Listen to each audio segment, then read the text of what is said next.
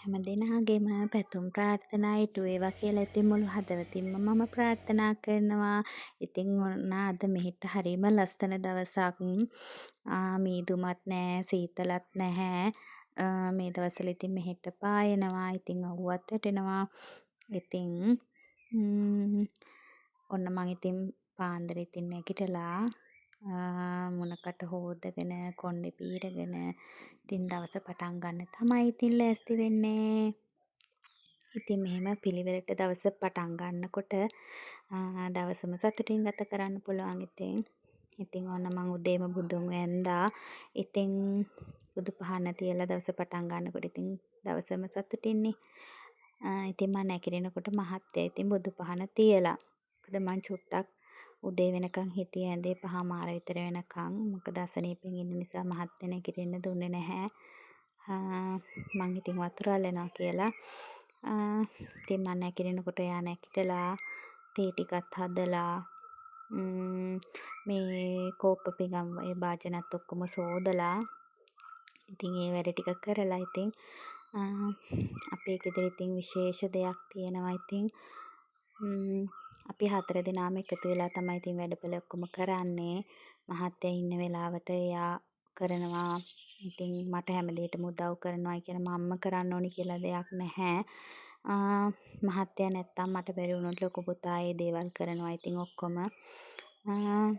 ඉතින් ඒ විදිහට තමයි අපි බෙදා හදාගෙන වැඩ කරන්නේ.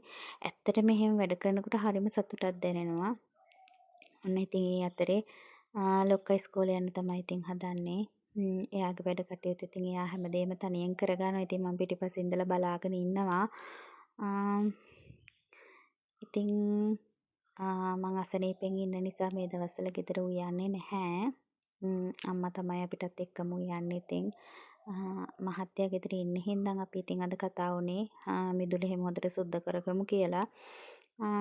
ඉතින් ඒ වැඩ ටික කරන්න ඕන නිසා මං ඉතින් ගේ ඇතුලේ වැඩ ටික කරගන්න හදන්නේ මේ.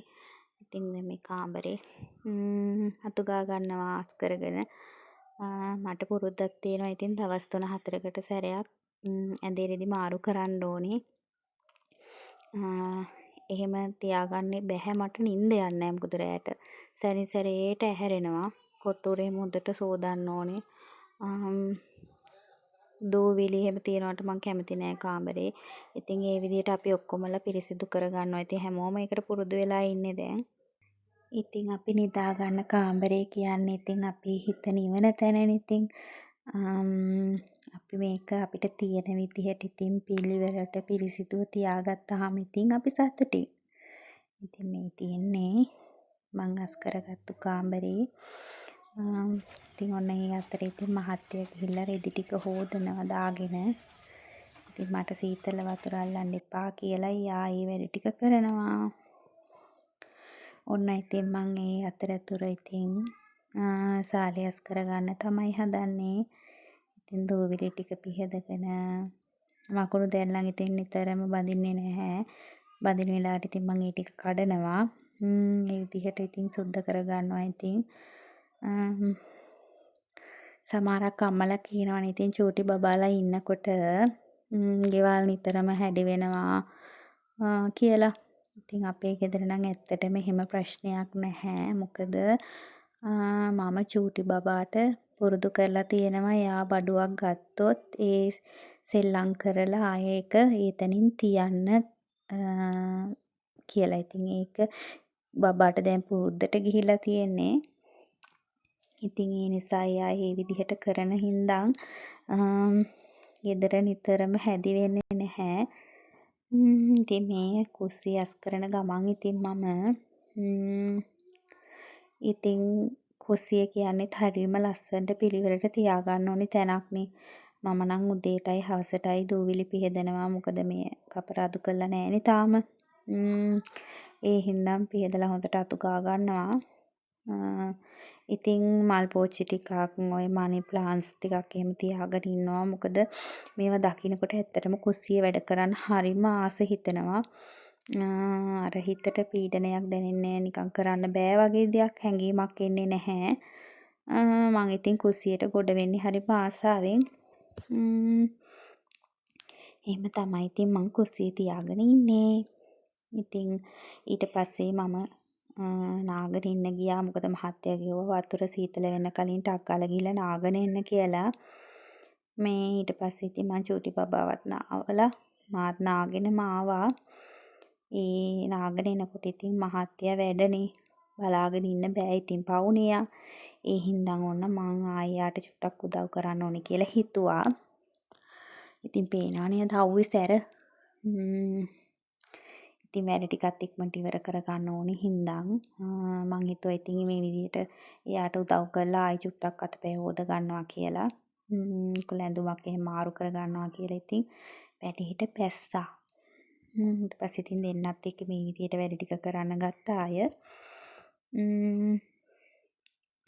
මොකද මිදුල ටිකක් මේ දවස්වල අපේ මේ වල් වැවිලා තිබ්බේ. මං අසනීපෙන් හිටපු නිසා සුද්ධ කරන්න බැරි වුණා. ඉතින් අර එහෙම තියෙනකොටත් මිදුලේ ඉන්න බෑනේ ඉතින් අපිට. මල් ටික එහෙම ලස්සනට නැත්තම් ඉතින් මට නම් එහෙම හරිම අපහසුයි. ඉතින් එයා තනකොළ ටිකක් ලස්සනට කපලා තිබ්බා. ඉතින් මේ විදිහට ඉතින් පිළිවෙලක් කරගත්තාම ඇත්තටම හරිම ලස්සනයි වටපිටාව මේ හරියට ආස හිතෙනවා ඉතින්. අනිත් එක එකතු වෙලා වැඩ කරනකොට අමුතුම සතුටක් හැඟීමක් තියෙනවනේ ඉතින්. එයා නම් ඉතින් වැඩේට බැහැලම වැඩ. ඉතින් එයා අන්තිම ටික කරගෙන යන අතරතුර මම ආයෙ හොදගෙන ගෙට ආවා. ඇඳුමක් එහෙම මාරු කරගෙන මේ විදිහට චුට්ටක් ආය පිළිවෙලක් වුණා ඉතින්. ඊට පස්සේ චූටි බබාගේ කොණ්ඩෙත් පීරන්න ඕනේ හින්දා එයාගේ කොණ්ඩෙත් පීර ගන්න ඒ අතරතුර පොඩ්ඩක් ලෑස්ති වුණා ඉතින්. මේ තියෙන ඉතින් මගේ කොණ්ඩේ. ඔන්න චූටි බබාගේ කොණ්ඩෙත් දැන් ටිකක් මම වවලා තියෙන්නේ. මොකද එයාට එහෙම ලස්සනයි ඒ ලුක් එක. මං ආසයි එහෙම. හුරු බුටි හින්දා. එයාටත් ඉතින් එක විදියකට ඉන්න බෑ. හරිම දහංගලේ. දහංගලේ තියෙන චූටි බබෙක් තමයි ඉතින් මට ඉන්නේ.